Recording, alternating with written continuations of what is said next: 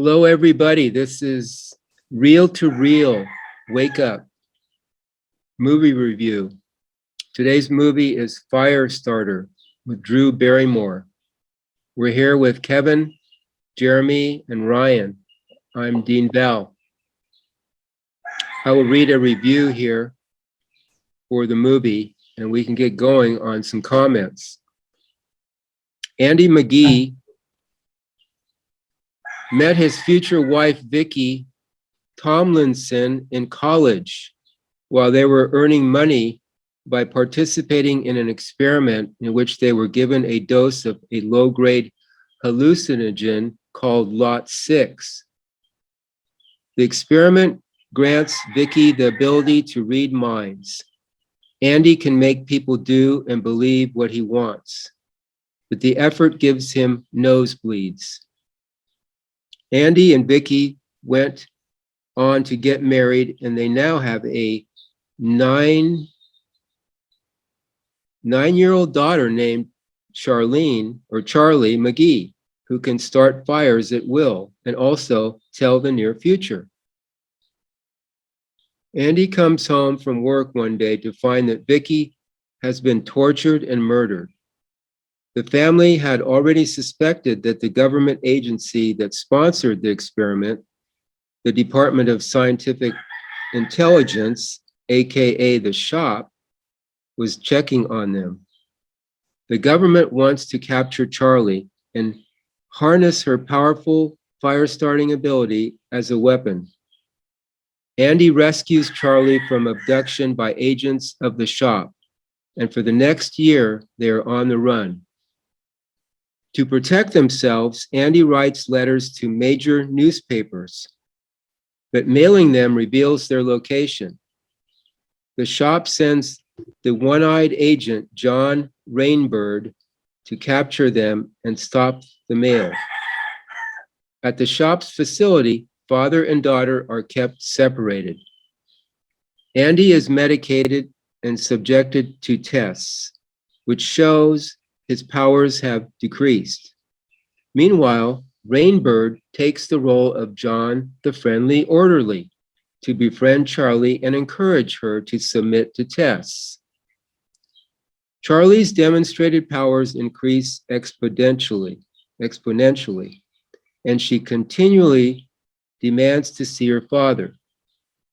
Andy stops swallowing his drugs and slowly recovers his power, which he uses to influence Captain Hollister to arrange an escape from the facility.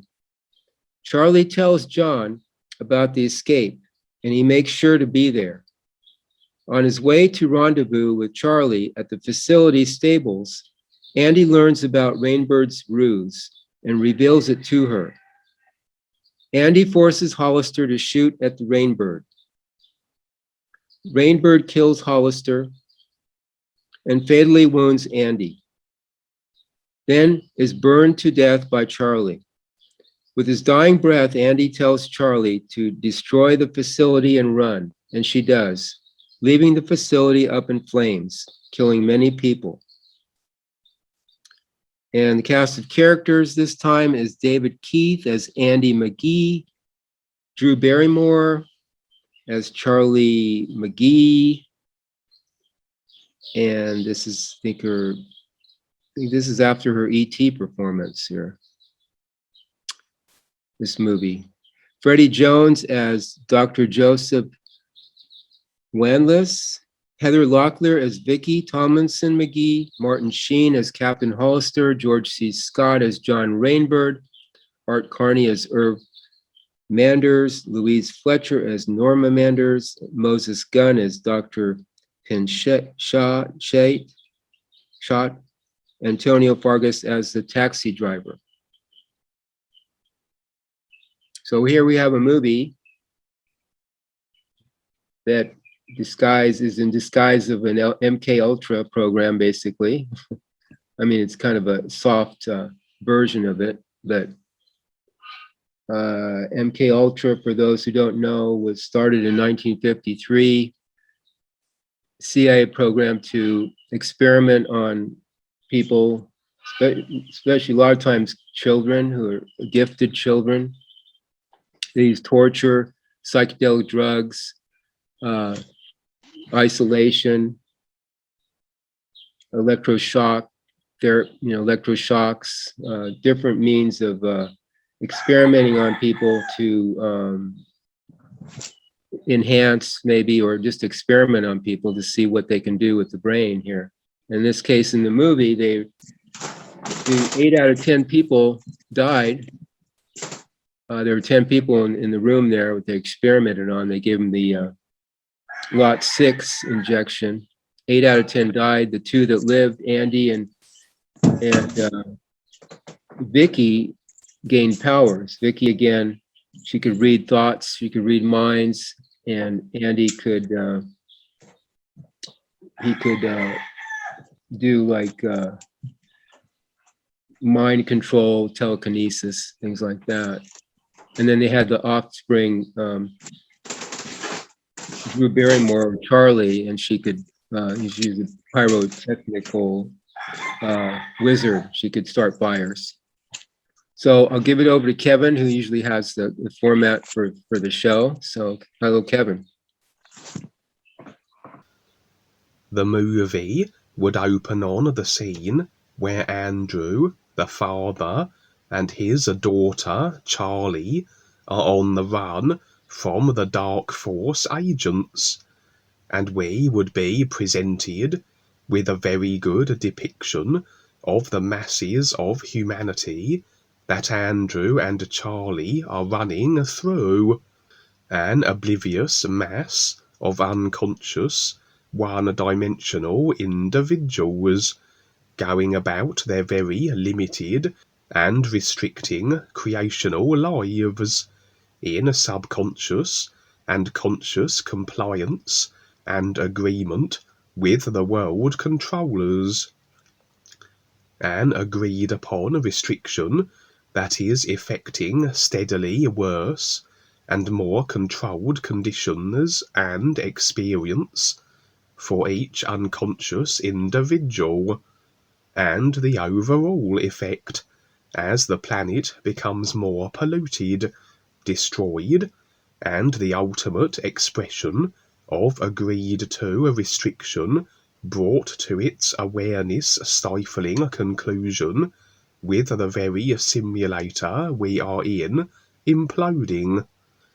And even if those shambling masses depicted in the movie did have their attention momentarily removed from their self-considerations and convictions of what they think life is, if they did see what are quite clearly government agents in pursuit of Andrew and his daughter, their assumptions would generally be along the lines of how it must be the fugitives that are in the wrong, for surely by their reckoning the governments and authorities only do what is right and correct. Such is the successfully implanted, marketed agreement that the American government always stands righteous in everything that it does, and those they chase, the countries they bomb and destroy, surely must be the bad guys. We then are introduced to Andrew's remarkable ability, that he is a pusher, and can alter people's perceptions, can implant ideas in their minds that they think are their own, and can rather have them performing to his dictates and will. The personal self-body vehicle is really just a biological computer. We apply the ideas, we construct it the way we decide, we load it up with files, and then it runs the simulation we experience through it, based on its cause-to-effect mechanics. As much as we can program it, that we can add the ideas to it that become the simulation we experience through it, so others can do likewise if they have such a capability, if they have our agreement. For the simulation we perceive is according to how we have decided and agreed, how we have programmed the personal self, or how we have agreed to the ideas of others, which amounts to the same thing. So naturally, with the controlling systems, they endeavour to have us program the personal self according to their controlling design, and the agreements required that this be so are slowly claimed over lifetimes through the fear of intimidation, torture, and death for non-acquiescence to the ideas of the controllers. And so we have rather agreed that our simulated overall collective experience be according to the controller's design.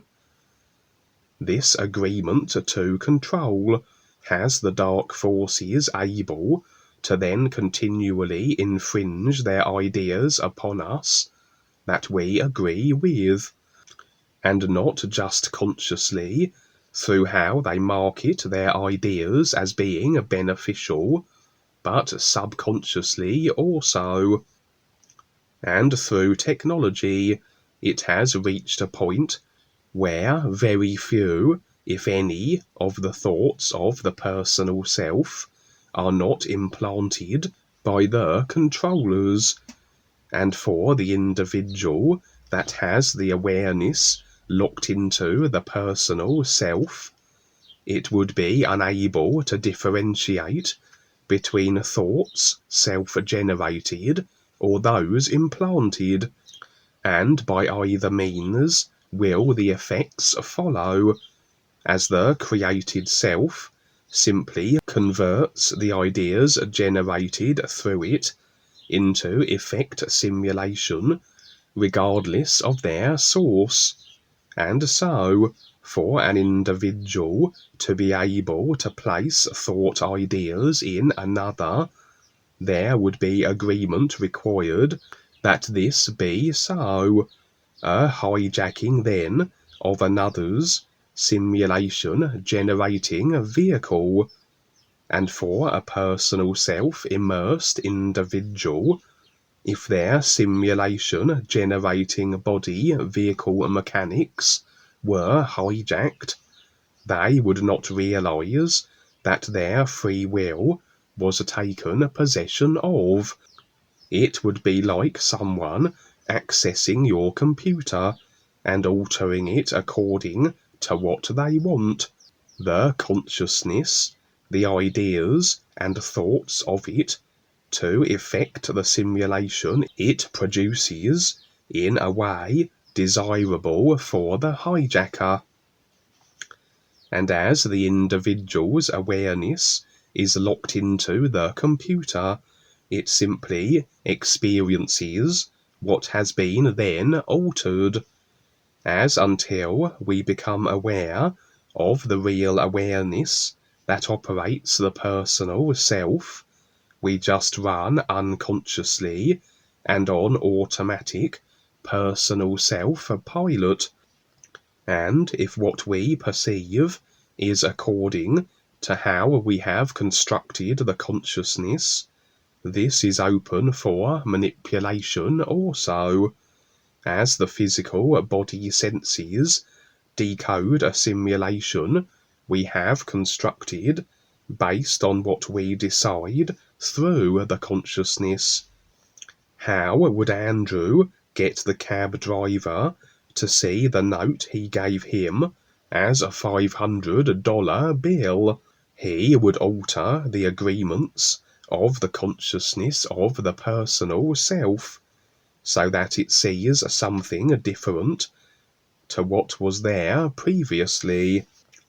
For it is according to agreements that when people transition and assume their designated heaven positions, for example, that they will see these places as they have agreed them to be, and not as they actually are. For with a simulator in demise, nothing looks especially wondrous in creation when you step aside from how you have decided it to look through the simulated projections of the personal self. You see the simulation as you have decided it to look, and so, if others can, through your agreement, access your consciousness, they can change what you see as they alter these agreements. Thanks, Kevin. That was good. Would anybody like to comment? Go ahead. Let's open it up. Hi, Val. Hi, Kevin. I wanted to say that I've been learning that through my own real side experiences, that just what I see is not necessarily what it is that I'm being shown. It's just how my constructed personal self awareness or my personal self view is perceiving the situation. So like I remember I had an experience where I was looking at a computer screen and there was all these files on it. So that could be like the Akashic records or something, just how I would perceive it as an individual based on my agreements that I make. So it's very interesting to note that the altering of people's thoughts is not necessarily like well, it is a manipulation thing, but it's more so just he's tuning their agreements. And the implants, basically, there's this documentary I mentioned the other day, Above Majestic, which implies that everything is fake or everything is misinformation, science, health, education, everything is misinformation. So these basically are implants or misdirection or ways for us to get distracted from what's really real. And this movie is kind of a dumbed down version of what they're doing in terms of really focusing on they're experimenting on people to see how they can change their perceptions. I mean, it's a very simple way of putting it. They're very much more sophisticated because they go into other levels, and it's not just a physical. But it's a good hint of what the government's doing. And another thought here is that, well, Andy had this ability. He could have developed it instead of just reacting every time he used it. It was a reaction basically, but he could have developed it for the good. He could have, just like Charlie, they implied that she could create a nuclear blast. I mean, her powers became stronger and stronger, and so could have his, and he could have used it for, for something, keep the bad guys away or whatever, but in this case, he was just reacting, and so was she. To be honest, I couldn't see this movie, and no, well, I'm trying to develop my English to learn more and be completely connecting and be completely relaxed in connecting with English language, because it's really hard sometimes. And well, something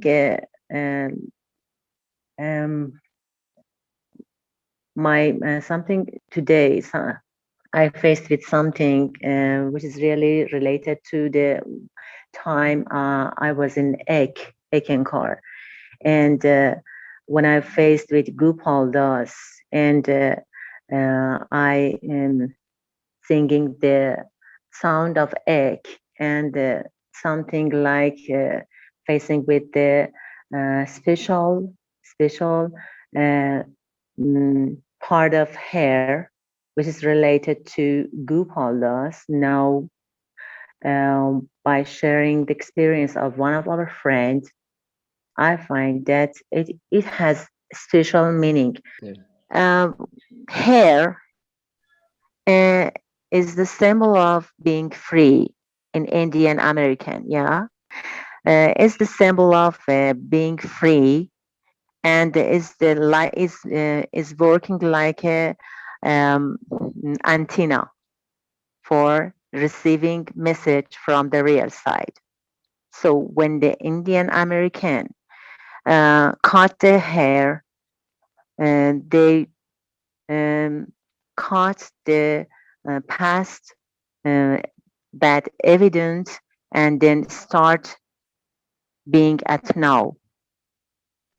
But when we faced with the sign of hair, uh, falling down a hair on a notebook or um, on a special instrument, we work with it, it has meaning. And I want to know what's your idea about this? I got the part about the hair and how the Indians, used it as an extrasensory device to pick up things intuitively. And I see John Rainbird in the movie. I don't know if you couldn't see the movie, but there was an Indian in the movie who had long hair. He was kind of funny because he was trying to steal, her powers in a way. But I'm not sure the rest of your question. Hair falling. When you work, suddenly one of a few strands of your hair fall in the desk or book or laptop. He said maybe some messages of the real side. She said about one time when she's in the egg, she has an experience with a Gopal.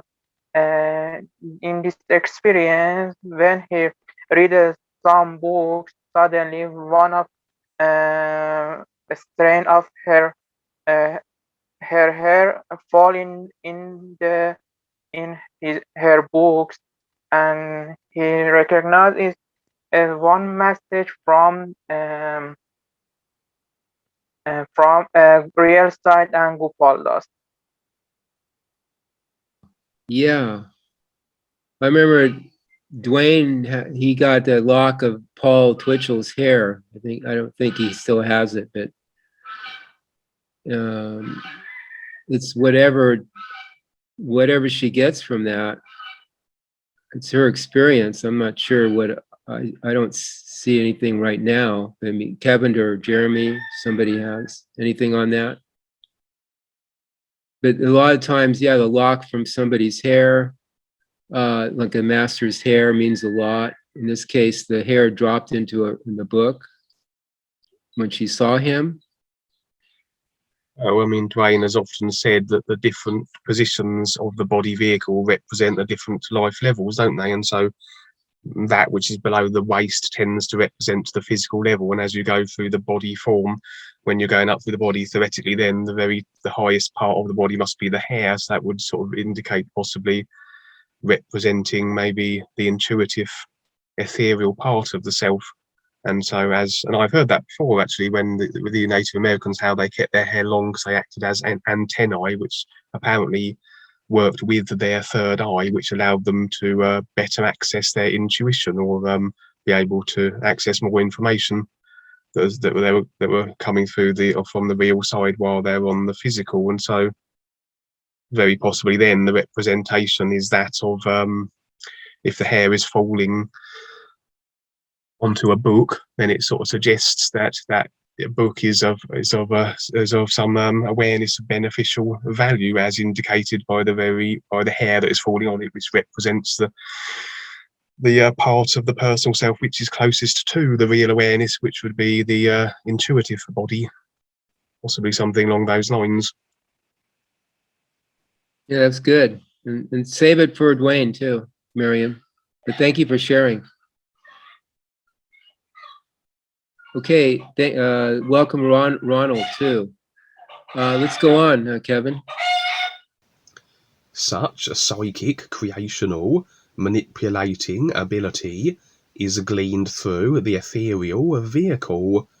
If you are able to bypass the consciousness of the mind and emotions and access it, naturally, as you go through a creation, if you progressively become more aware, you should be accessing more and more of your created self and unlocking its faculties, and the accessing of the ethereal vehicle in this psychic science creational manipulating way is very often described as the final creational test.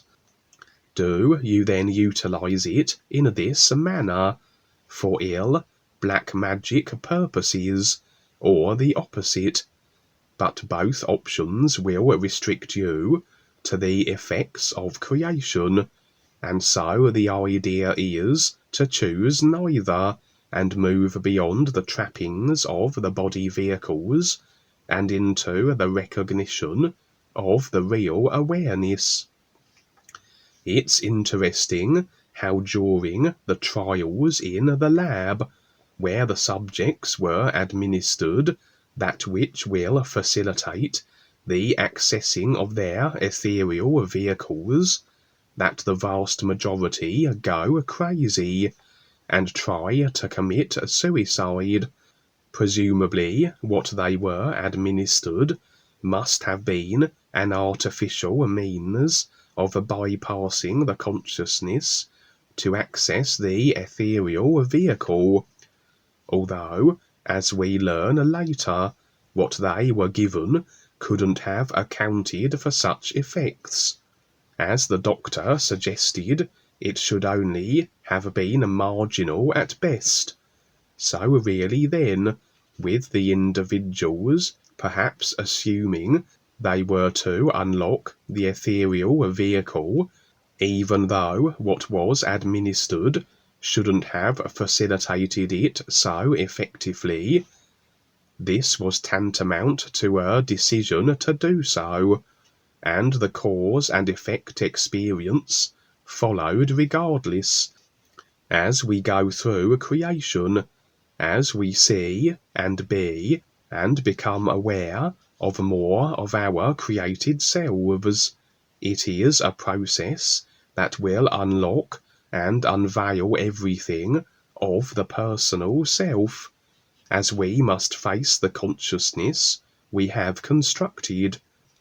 A gradual process also, and taken too quickly, or if, as in this movie, the unlocking of the ethereal vehicle for psychic forces capabilities inadvertently probably then opens up the Pandora's box of the subconscious, which is also the ethereal vehicle, so it's likely the subjects would experience and face a subconscious and what it contains that they were not ready for. In a way, they might be bypassing even the subconscious sensor, which protects the delicate conscious mind from what the subconscious contains. So that they went crazy wasn't entirely surprising. An inadvertent unlocking of the subconscious through an accessing of the ethereal vehicle that they weren't at a stage in their awareness process that they could handle. Okay, so these people, some of them had the placebo and they were still getting zonked there. So it is interesting, like you say, Kevin, it could have just the suggestion, and in the environment they were in could have had an effect there on them. And yeah, it's hard for the personal self sometimes to get these powers. If you get the powers, hard on it to handle it. Like Charlie was trying to always, or the parents were always helping her to restrain her powers, and to hold her back. And Andy with his nosebleeds, and he's always like kind of thing. It's like an effort. I see that as the personal self, and it's like it's hard on the personal self because it's not aware of what's going on. It has these powers, but it's not aware of how to manage them. Still there, Beth. So, okay. So go ahead. I'll give it over to Jeremy.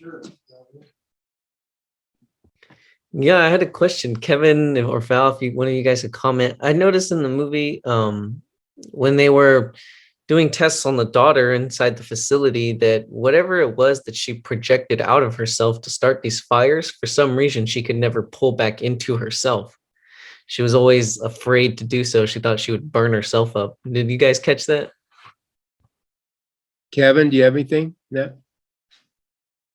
Well, I didn't really consider that part of the movie, but for me, it was almost like what Val was saying, as we begin to access greater parts of the personal self and these creational, manipulating psychic science abilities through the ethereal vehicle.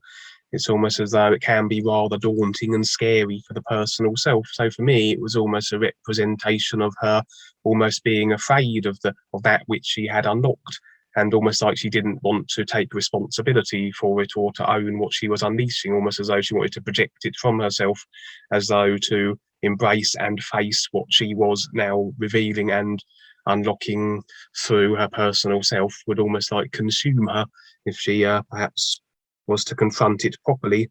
So that's sort of the idea that I had from that. It was almost a representation of that what we don't face, we want to project and move away from us rather than deal with.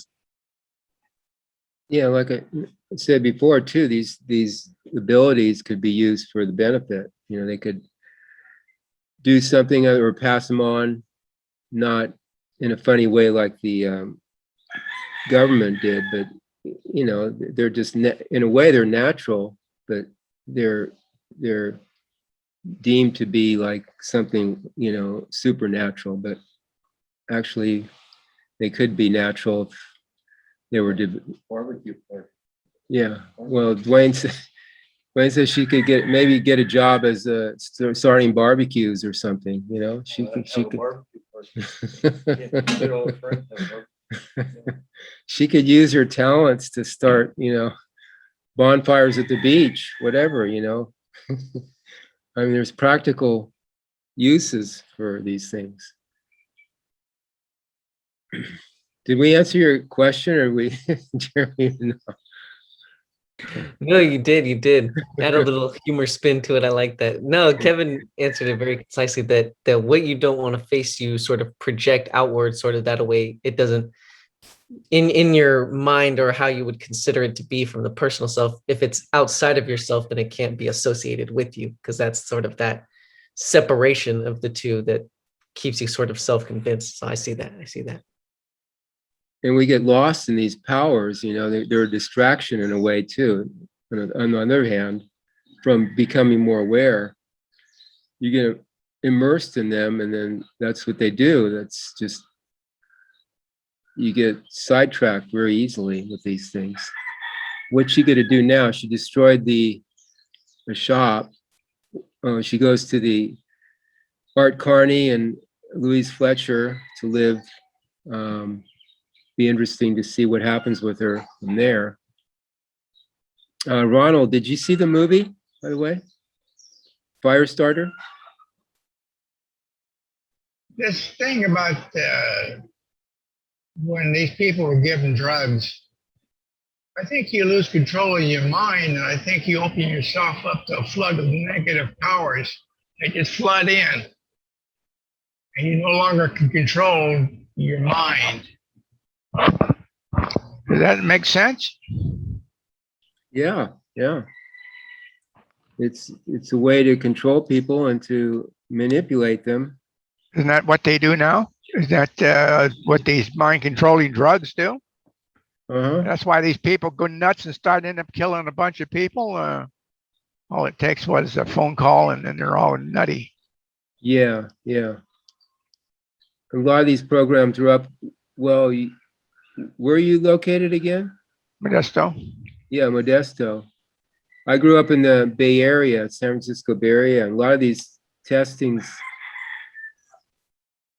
in, they say it started in 53. Well, a lot of this LSD testing, et cetera, was done in Haight-Ashbury in San Francisco and Sonoma County, Northern California up there. A lot of it was taking place there as they were watching people, how they reacted to it. In the late Well, I think it was involved with military too.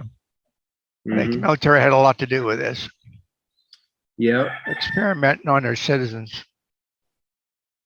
With Laurel Canyon here in Southern California, with the rock bands, like Jim Morrison's dad was in military, and some of the others were. That's why they popularized it. Yeah, yeah. They need more victims. So go ahead, Kevin, next section. There was a part in the movie where a soldier was being especially aggressive and unreasonable to his pregnant wife. This was a good representation of how, as we decide to be abrasive, as we embrace aggressive attitudes and conduct ourselves imposingly on others, so we very much are laying out cause to effect potentialities of experience, which reflect the nature of the decisions we make. For had he not decided to be this way, it's very likely he would not have found himself in an experience where he was the recipient of undesirable circumstances. He would not have been in Charlie's experience, and he wouldn't have continued to behave in a manner that then moved her to set his legs on fire. Through his decisions, he had mapped out always the potentiality to be the effects that reflect the nature of them. We also see very well represented in the movie that as we go through our process in creation, what we decide must really dictate how far we can go in regards to becoming more aware, and the extent to which the real guides trust us with what they share and make available, that we won't abuse their trust and use what we have learned and discovered for controlling purposes. If an individual did access then the ethereal part of themselves, with the capabilities that such a vehicle allows them, it's unlikely, if such an individual did abuse this position, that they would go much further, like how Jesus used his ethereal vehicle unnecessarily, and how, as I mentioned, the law of the black or white magician is a test of creation, and should an individual choose one or the other, then the real guides would step back, as the individual has resigned themselves to creation, and has chosen to be another control factor, and adding to the restricting consciousness. So for Charlie, she would be the effects of what she has decided, and although seeking to exercise control throughout, in the end she succumbed to her abilities, and regardless of her justifications, her decision to kill and destroy will carry equally as severe cause and effect repercussion experiences and through many lifetimes, as everything must balance itself out. Similarly would be Andrew's decision to blind the agents pursuing him. Again, we have the right to protect and defend ourselves, but as we become more aware, we do so more from a less abrasive position, as we learn to sidestep the cause and effect of creation, rather than becoming embroiled in it and with the karma of others. What tends to happen then is people who choose to be abrasive simply experience themselves. The effects they have generated really administers what we might call a justice. We don't really need to intercede and deliver it ourselves, and really creation is a self-regulating system. We receive exactly what we decide, the experiences that mirror the causes we choose, and the idea being to then recognize and make the adjustments that have us in less unsavory circumstances. Anybody like to comment on that?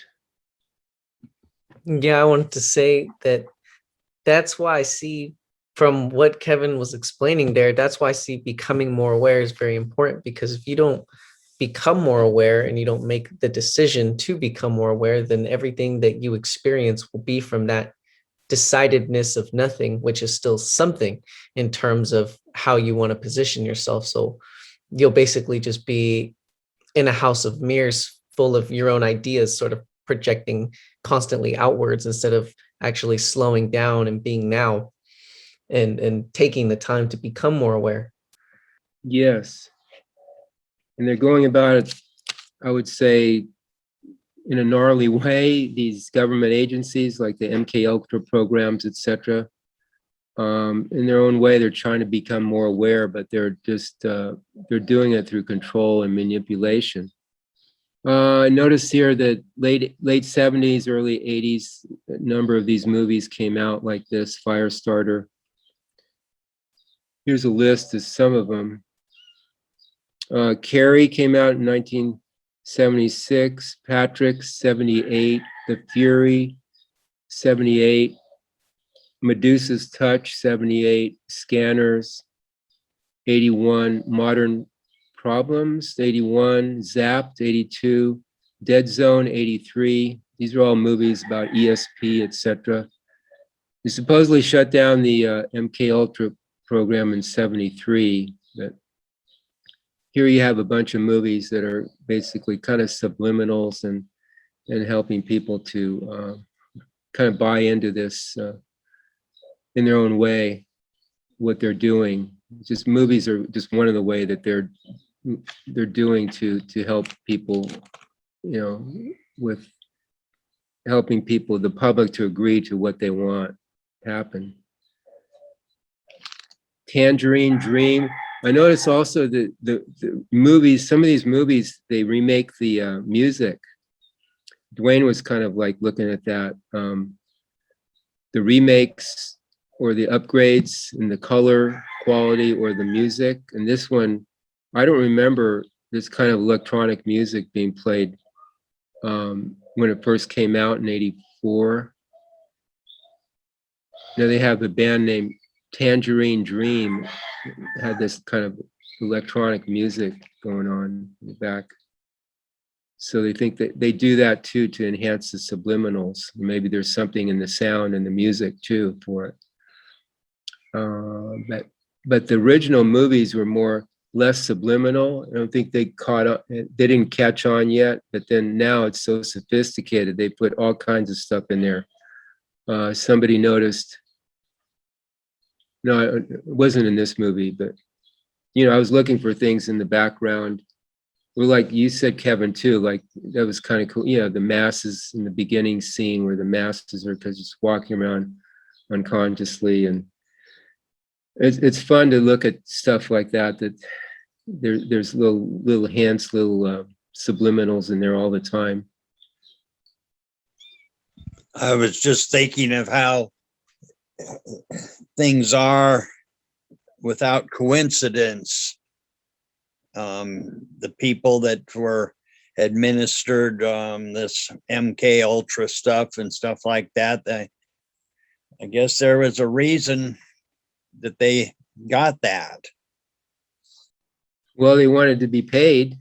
It was, but yeah, and you wonder about Drew Barrymore. I think she said her first commercial, she was 11 months old. And I think she did E.T. when she was 6 or something. This when she was 6, 7, 8 years old. But I mean, you can, oh, geez. Yeah. Excuse me, there goes a hawk. Excitement in the chicken yard, boy. Okay. Okay. Yeah, Drew Barrymore. I mean, she was part of the Barrymore family back there, and you wonder how much she had going on there with these programs. You know, being a child actress, you hear a lot of stories about this. I know she was addicted to heroin for a while. She was on drugs.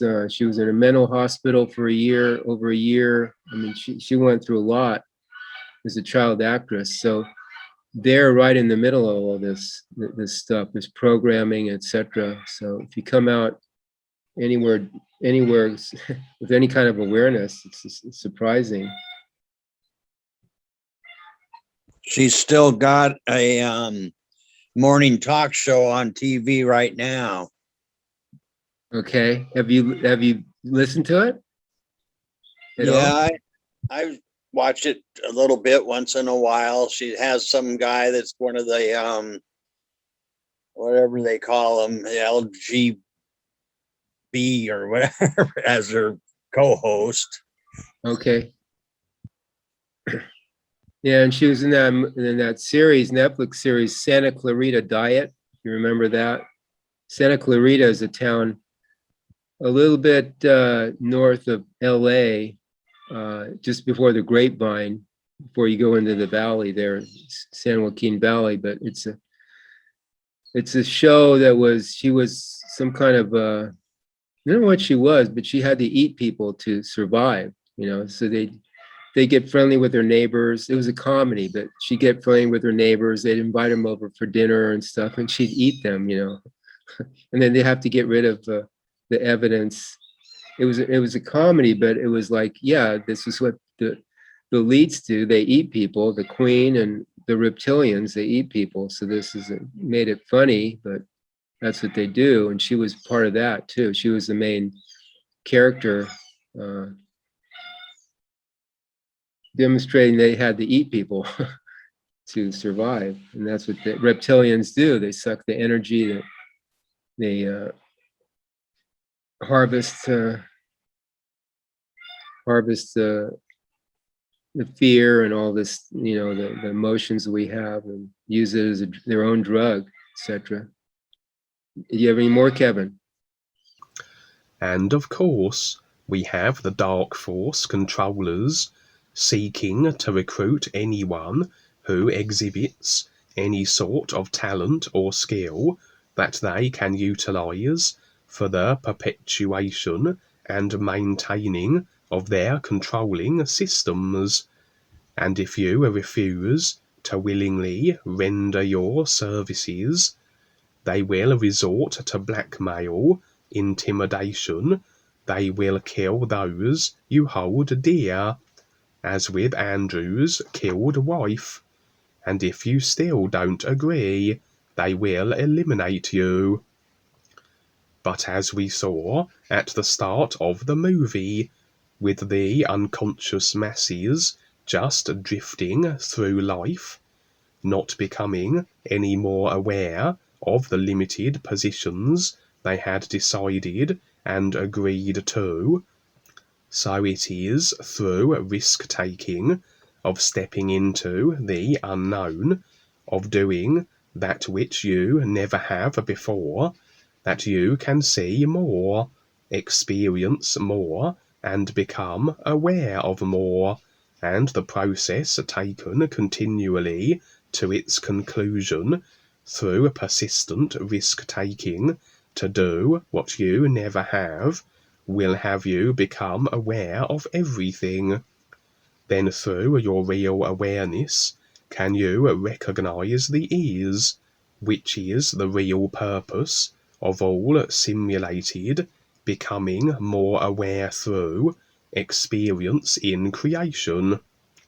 And so, despite Andrew and Charlie's situation, and as tumultuous as it may have been, through the risk-taking decision of Andrew stepping into the lab initially as a volunteer, would his adventure then unfold, an adventure he wouldn't have had, and based on that decision, would he have another gifted individual, such as Charlie, become his daughter, an individual who would only likely become the daughter of one who through his own decisions had formulated effects that would align with what she had set in cause and effect motion, the perfect shared simulation then that she could feature in, as she evidently was to exercise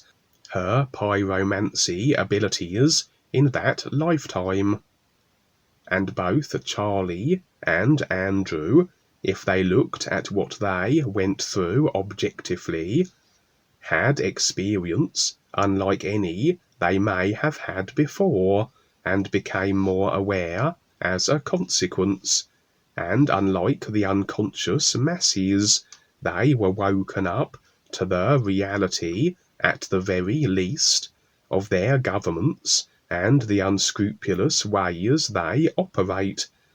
As prior to Andrew entering the lab as a volunteer, I imagine he considered his government in the same positive manner as the masses.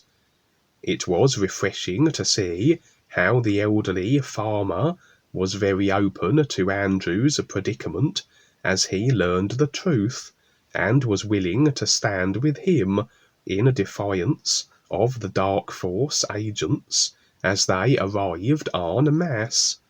A very courageous, brave, and risk-taking individual in his own right, and very likely hadn't considered much more than the unconscious masses in regards to life, but evidently very open to seeing more himself.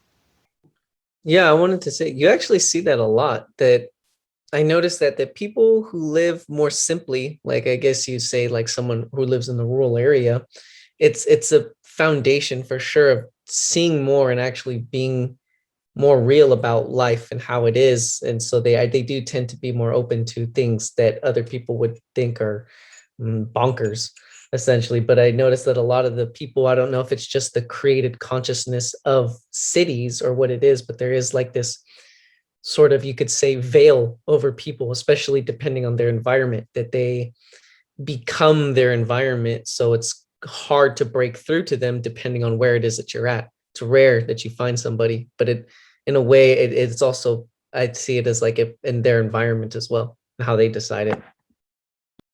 Yeah.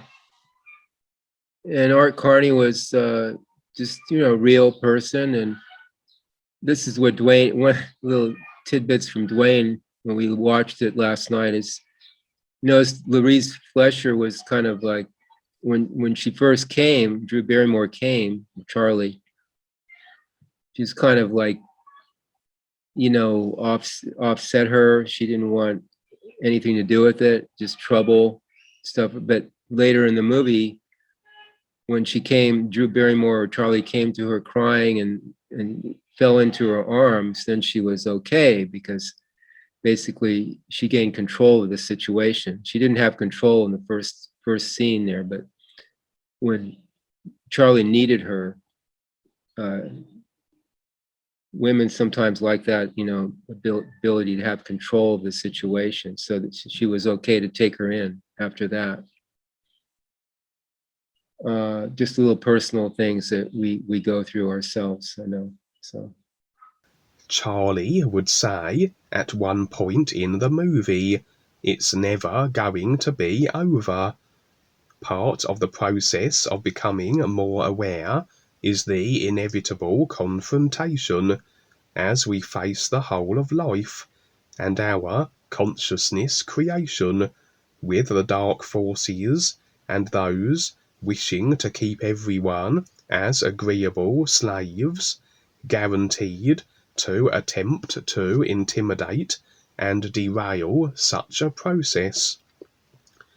But as this is part of the process, and as we go through the confrontation and become even more aware consequently, there is a resolution at the end of it, as we complete our awareness, have faced our created consciousness, have let it all go, and have recognized the is through the real awareness, and through the comparisons all creation and its experiences provide, without connecting to the real awareness, without having the intent to recognize the is and supersede creation. However, all we are doing then is circulating in creation through the ideas, agreements, and attachments we maintain.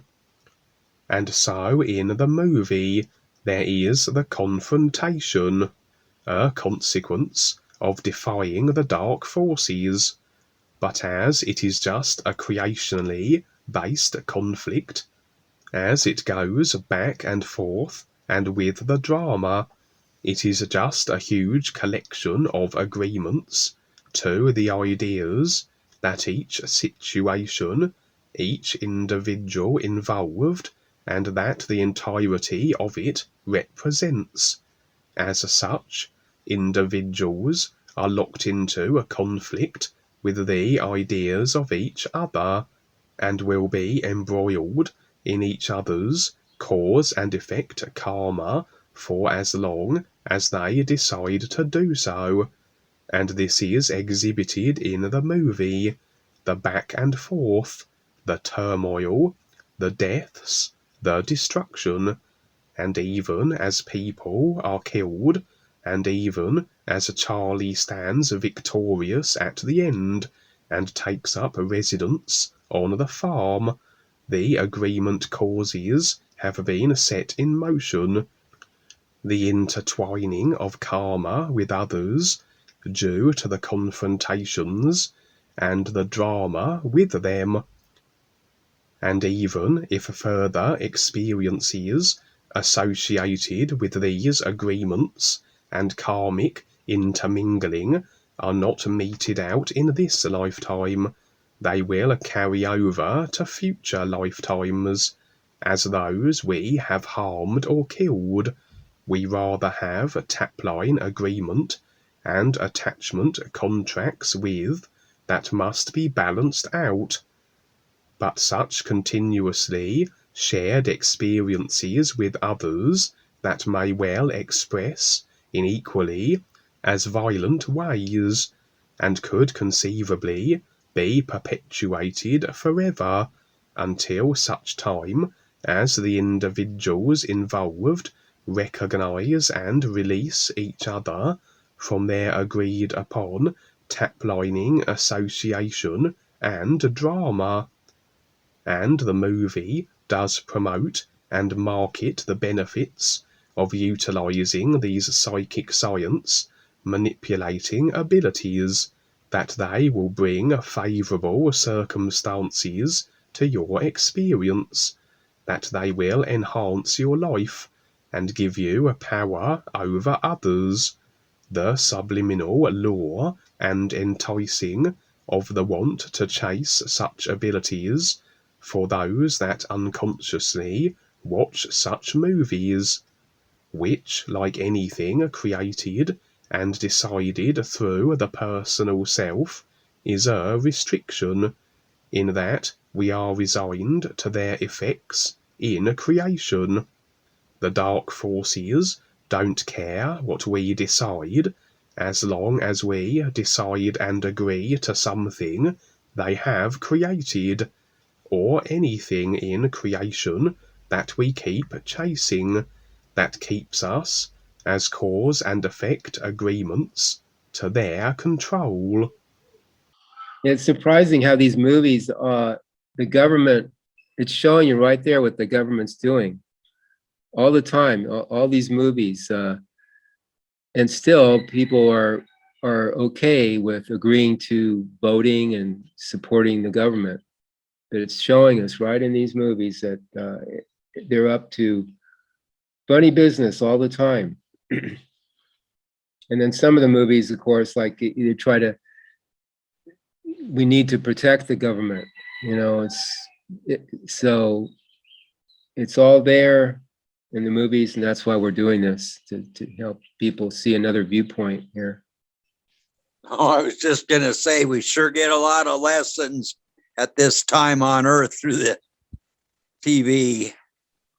Yeah, it's all cyber, you know, leading us into the cyber worlds here. That's where it's going. Yeah. Well, they're teaching you what they're going to do next. They're getting you ready. So Getting it makes ready. it softer for them to take over your life. Yeah, yeah. I think it's good propaganda. And it's worked really well for them. And the TV's been one really good one for them. Well, we're going to have our own production company, and we'll do our own, you know, take on this and see if we can offset this with our own way of waking people up. So it's going to be interesting. All Kevin's experiences and stuff, that's going to be great Netflix programs we're going to have, and it'll be fun. Yeah, we had this hawk fly 3 times. He came down. I think he picked up a little chick one time, and he picked up some long string, something long the other time. Well, these flybys this morning. Just something interesting for me about one of the Jeremy comments. He told about the release agreement. He explained something, a folder on the desktop on the laptop. I remember myself. I have a lot of folders, data, movie, and books. I downloaded and not check it for a long time. I suddenly recognized the karma and the agreement with a reptilian like this. When you just handling something, not using, not anything, just some pressure on your shoulder, not doing anything for us. Movie for next week will be The Day the Earth Stood Still, 1951, with Michael Remy. The Day the Earth Stood Still. This is the original version in black and white.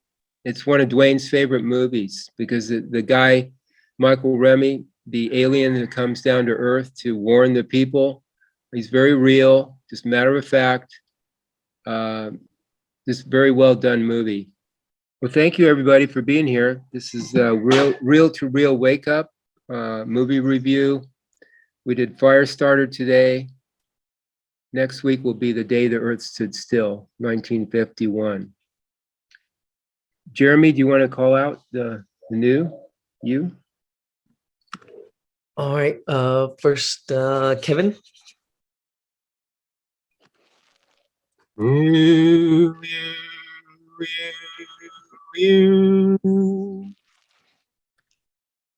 Tim.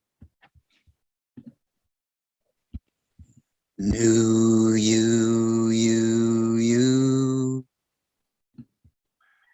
Ryan. UNUU.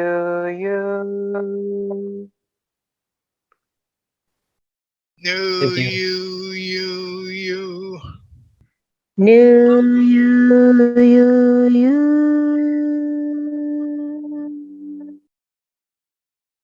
Val? NUUU.